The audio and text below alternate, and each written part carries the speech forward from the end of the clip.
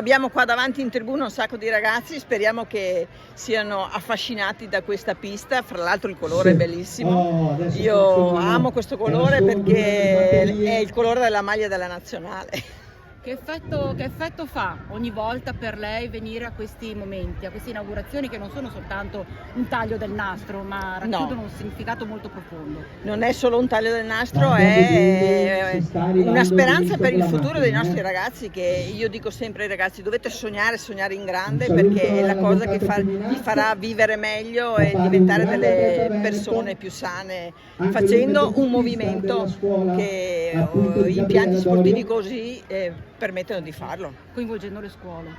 Certamente, se non partiamo dalle scuole, io spero che i nostri governanti capiscano sempre di più che se non si parte dalla scuola si perdono gli anni migliori per i ragazzi per poter fare sport. Io ho iniziato con i giochi della gioventù perché a scuola si facevano. Certo.